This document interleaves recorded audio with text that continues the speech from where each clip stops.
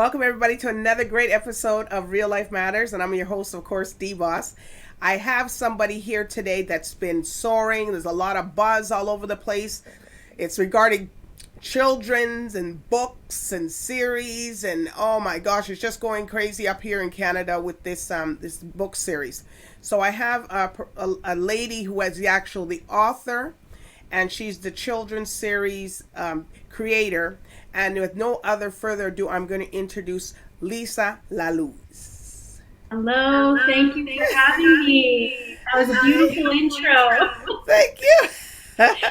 I'm telling you. Well, we've been hearing a lot about you. Can you tell everybody, Lisa, where you come from? What's your background?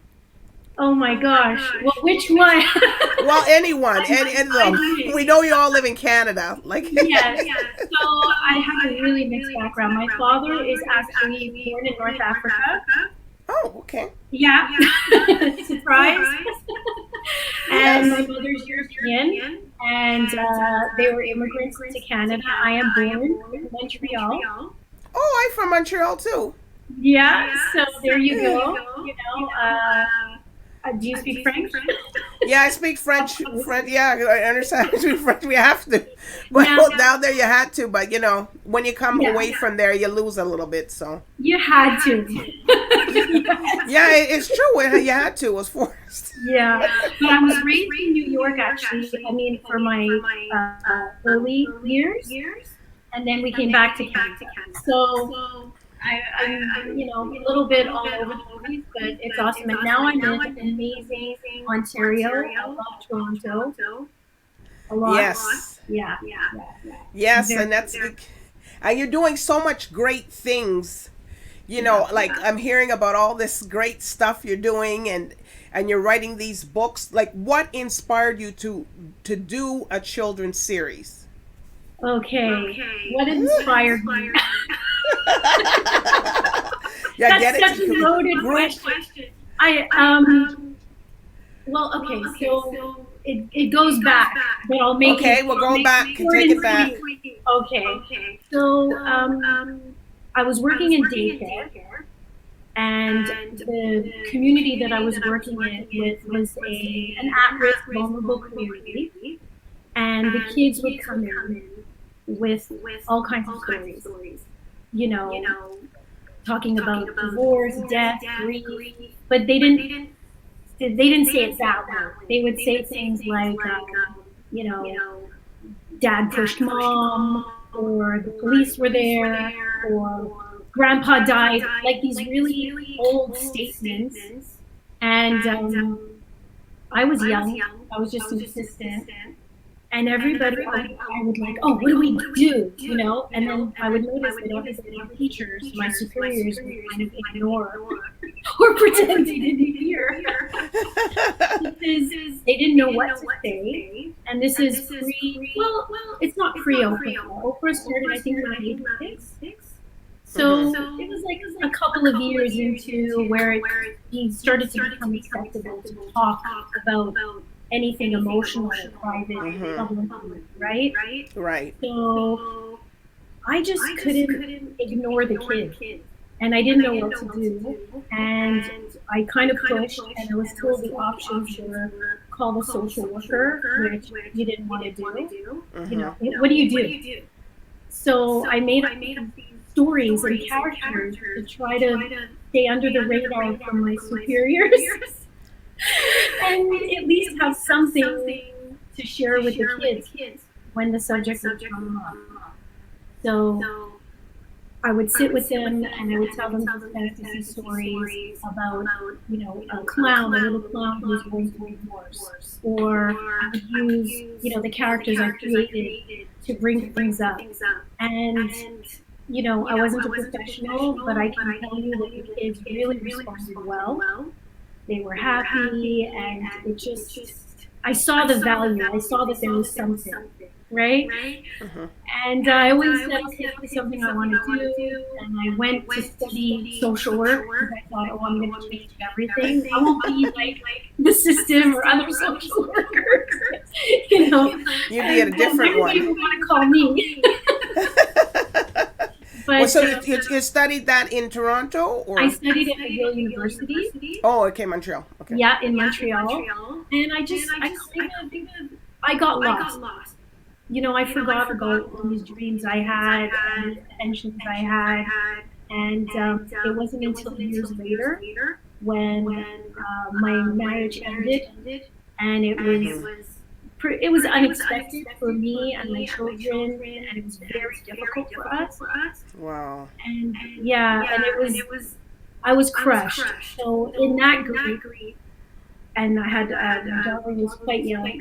I remembered all these pictures and all this stuff that I used to do, and I just brought it all back. And and then Miss Bonita and Friends was born. I made a decision. I said, well, I can't, my life is a shambles. I can't be a social worker. I can't counsel anybody. I'm a walking disaster. I'm gonna sit there like, God, I thought, there's no way I can do it. Okay. So I reinvent myself and kind of hide and write, and it was really therapeutic for me. So that's how you picked some of the characters for the books. Well, they were created back then. Okay. And then and more so then it evolved more and more as I started to really devote myself and say, you know what, my kids encouraged me, and I said, I'm going to write this, I'm going to share this, I'm going to see if there's value for other children and families, and it gave me, it was really therapeutic for me personally. So, and you showed, and you're showing women, because women empower women, that you can come out of a situation, and while you're going through that situation, look what you created.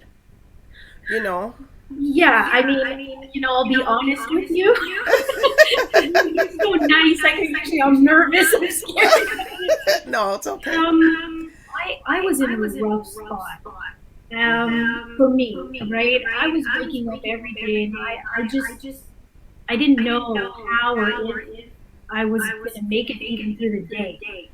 So it was kind of like I just had to make the decision. So I would decide every day, okay, I'm gonna live, and and what that means is I'm gonna put my best effort. And I just would take it like a day, even an hour at a time, a day at a time. Yeah. But I had so much support from not every woman. I had tons of support from certain people. Yes. Right? Not the people I because expected. You look good looking. Because look at you, you're beautiful, you're good looking, and people don't think, oh, geez, if something in your life shatters and stuff, like, oh, no, good for her or something, but that's not right. That's not right. What things, we still have our hair on our head. We're still moving forward, and we're still doing what we have to do. Yeah. And we're not wrinkled or grayed by it, even though I'm telling you, I think, I was like, it was hard. Also, I have a lot of pride. I don't like to ask for help, and I'm sure many people didn't know what was going on, but there was enough rumors. I think enough knew. I moved to Toronto to start a new life and to reinvent myself, and there I met Suzanne Hoy, yes, who's the producer for the show, and my family now, so I had extraordinary women did show up. Yes. Right? So not the ones that I thought or that I would have chosen or that I wanted. It's always the ones that you don't think that will be there, that you think the ones that should be there, maybe some of your family members should be there, and they're the ones that are not. They're the ones on the bandwagon. So going down, Lisa's going down, or something. And it's terrible, and people don't realize that how much you have to, when you're out there in the public and you're out there doing things and stuff, they don't realize that it's hard. It's very hard to do this. Well, I always tell people, my biggest sort of, I don't want to say regret, but something that I wish I would have known, and what I try to tell people, don't have expectations from anybody or anything.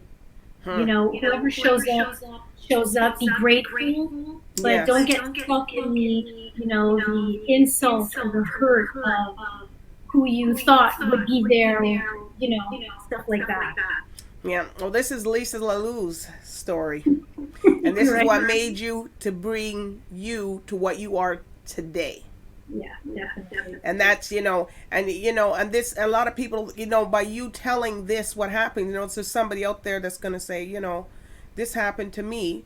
Oh my gosh, it happened to her. Look at, geez, like, oh, well, I better pull my socks up, you know, or, and then by you saying, don't expect the expectations from people from who you think, because it's, you know, that's going to let you down, right?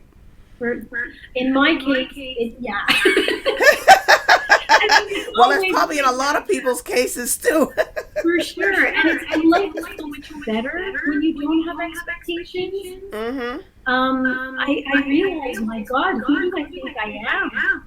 It was years and years. You know, I had expectations from my husband. I had expectations from my children. I realized, like, where does this come from? Like who owes me? I thought, you know, well, I do or I give, so I'm owed, or I don't know what I was thinking. But the minute I lost that, life got a lot better. All right. Well, we're going to come back, and we're just going to take a brief break, and we're going to come back and find out all the different issues you deal with, and we're going to talk about that. So we'll be right back with more with Lisa Lallouz. All right.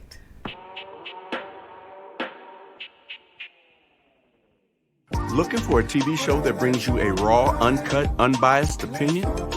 What about a show providing a platform to tell us about your business or talent? Tune in to Talk It Out, Monday through Friday, hosted by Chill of Come Clean Empire and his co-hosts, DBoss, Corey Whitmore, and DJ Despair, where we bring you not just a TV show, but a TV experience.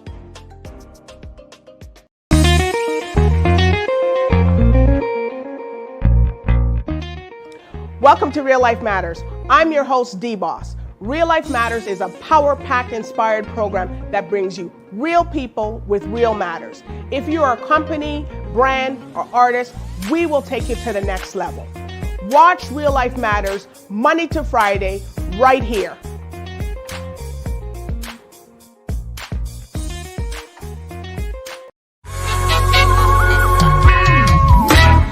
When the road is long and heavy, when it's dark and I can't see clearly, I will lift mine eyes to the hills from whence my help cometh. My help it comes from you.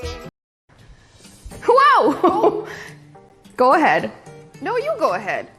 Okay. Rock, paper, scissors, shoot. Damn. Rock, paper, scissors, shoot. Woo-hoo! All right, we're gonna make stuffed shells, and this is a winner of a recipe. Add 3 cups of marinara sauce. We do have a really good homemade marinara, and I will leave a link to that in the recipe notes. Well, we're back.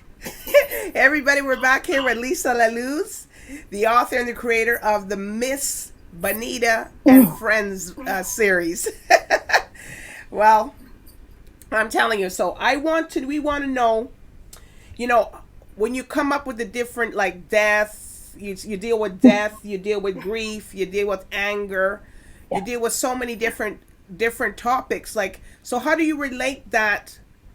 Like, put that, you know, so that kids understand, well, what are you trying to tell me?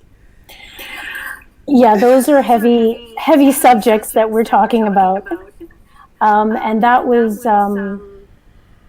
it was an incredibly challenging thing for me. Can you hear me? Yes. Okay, no, because I put earplugs. Okay. I couldn't need them. Yeah. It's okay. We can hear you. Yeah, can you hear me? All right. right. Can hear it before. Everybody, this is Real Life Matters. You know what? Whatever works, you feel comfortable. Because I know it feels strange. Okay. We can hear you good. Yeah, we can hear you. How do you? My first 3 books, again, I didn't know what I was thinking. I chose divorce, death. Divorce and death were the first two subjects that I tackled, and I think I chose those because I said if I could do that, then I can do anything.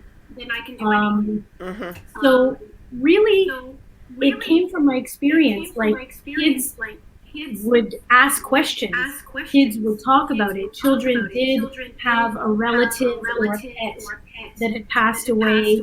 Children were dealing with loss, whether it was moving from a neighborhood, some type of loss or grief. Something happening. Yes. So it's having, as adults, first of all, we're scared to even talk about it with each other. What do you say? Somebody just lost somebody. It's really hard. The words fumble out of my mouth. Right. So adults don't even know, let alone when a child is going through something. How do you talk to a kid about it? So yeah, those Miss Bonita at this point, we tackled the biggies. Okay. And it's almost like, I don't want to make it so clinical, like it's like a formula. Right. But it's kind of like I created a process through the storytelling that takes the child and whoever's reading it through the journey of whatever they're experiencing. So there's the I don't want to say comic relief. It's an adventure. It's magical. It's for children. So it is direct, but it's still fun. Like sort of not really fun, but it's it's relating to a way that they can relate to. Definitely. I mean, everything I do, I test. I test with kids. If they don't like it, I'm not doing it. Oh, for sure. What's the point? For me, anyway, could never imagine. I don't want it to be like medicine, What did they say if they don't like? No. Oh, definitely. Oh, that's why I love working with kids, because So I would see kids like wandering off.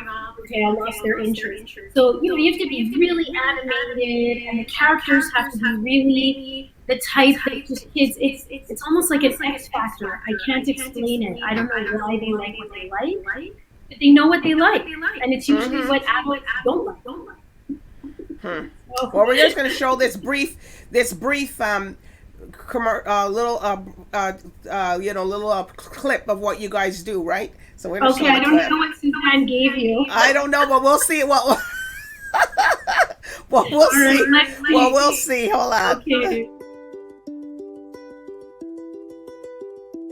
Miss Bonita books have helped me with divorcement problems with my parents and other things like with friends. It tells you that you just shouldn't give up and that you should just keep trying to make it work. They help me know what to think and what to do to make me feel better. It makes me less upset when I lost my friends at different schools that I've been to. They show you that people are also going through what you're going through and that you're not alone and that you should feel comfortable talking to a guardian because they're not going to make fun of you or judge you. If someone's going through that type of problem too, they know to always be happy and they always have someone. It's good for all ages and it can really help people. I think the Miss Bonita books could help you and many other people around the world.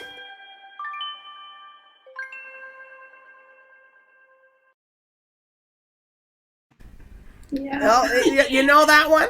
Yes. So that, it's incredible because I don't use actors. Like the three kids speaking were actors. Yes. Oh, and, okay. Oh yeah, and oh my gosh, you would never want to work with me. I drive everyone crazy. So is that you that's dressed up as Miss Bonita? No. Okay, so the three kids talking about the books. Yeah. Those were actual fans, kids who love the books, and then in the background that was clips from a show. Oh, okay. So yeah, no, that's not me. I wish that was me. Miss Bonita. Well, I saw Suzanne Coy there. Yes. Meme the Mystique. She plays Meme. We have no idea. She could potentially be thousands of years old. We're not sure. Oh. She sees everything. She knows everything. She has all the wisdom in the world. Africa. Oh, well, I got to play one of those characters. You got to make me a character. So yeah, so she's honestly, it's almost it's surreal. She channels Men of the Mystic. She does such a great job. And Miss Bonita, of course, is played by Michaela, who is very talented actress, Michaela Lallouz. Okay. Not me. It's not you, but it looks like you. I wish. And Miss Bonita is always turning 17. Oh. But I don't know how many years she's always been turning 17. I have no idea. I'm not sure, in our world how old she is. But she's, yeah. Okay, so tell us about the character where Honorable Jean Augustine is in. Okay, that's a big thing for you guys right now too. Oh my gosh! So basically, we wanted to Suzanne Hoy is a personal friend of the Augustine, and she wanted to, and she's an admirer of her, more than a friend. She really likes her. And she wanted to do some type of collaboration. And we were going to do an episode, but then COVID, it became really complicated. So we pivoted and we started to do live Zoom shows. We did a live Zoom for the Jean Augustine Center for Women's Empowerment. Yes, it's okay. I get it wrong. It's a lot of words, you know what I mean? Sometimes it's a beautiful center. It is absolutely beautiful. It's run by an incredible group of directors and staff. I was so impressed. And anyways, we landed up being able to do a Zoom show for them. And it was our first ever Zoom show. So they were the experiment. And thank God we did a good job. And so Dr. Augustine got really excited to learn more about Mission Bonita, the show, and Miss Bonita and Friends. And we went back and forth. And again, with COVID and everything, I just said, why not if she'll agree? Yeah. Miss Bonita, in real life, travels the world, right? Helping kids everywhere. And Miss Bonita actually went to Europe and the Middle East, and she was meeting president and members of the royal family. And I thought that would be a great idea for her to ask them when they were children to interview these people and talk about their childhood and friends they had. The only thing is kids didn't like it that much. Oh.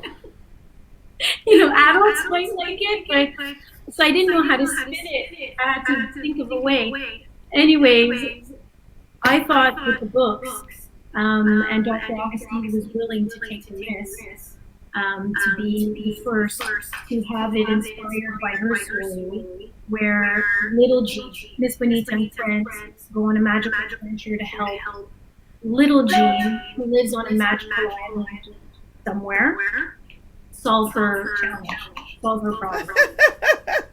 Okay, so what more can we expect from Miss Bonita and Friends? Like, what are we looking? Well, you can expect so much. we want, so you see this book, so we have the Honorable Dr. Jean Augustine, we have the biography, her actual biography in the back. Okay. Because, it's really all about little Jean, and it's not just a history lesson for kids, it's an opportunity for younger generations to always want to be interested and learn about Dr. Augustine in a very different way. Okay. Right? And so we want to see a series besides the other books I write, but where we could feature special characters.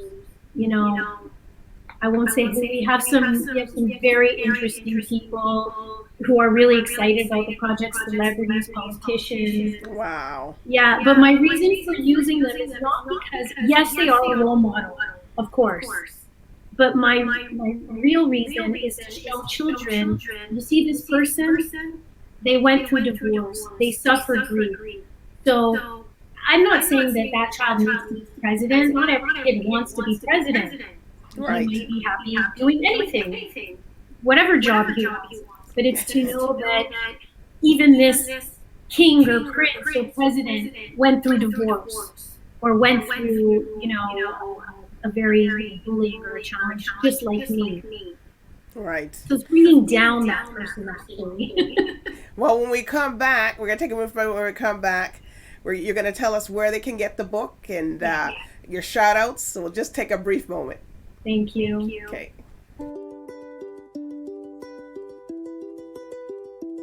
Miss Bonita books have helped me with divorcement problems of my parents and other things like with friends. It tells you that you just shouldn't give up and that you should just keep trying to make it work.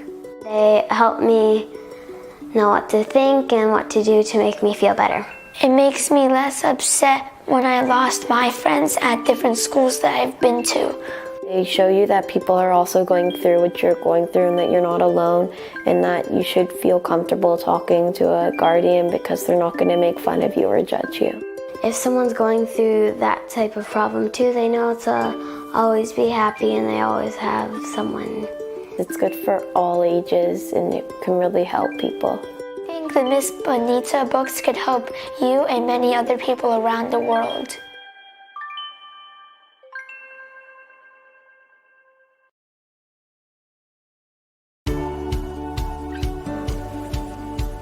We've been apart for a short while, but now the time has come when you can join us again in our little slice of paradise. Grenada, Carriacou, and Petite Martinique has always provided a relaxing, rejuvenating, and authentic experience, and that hasn't changed. Pure Grenada, just for you.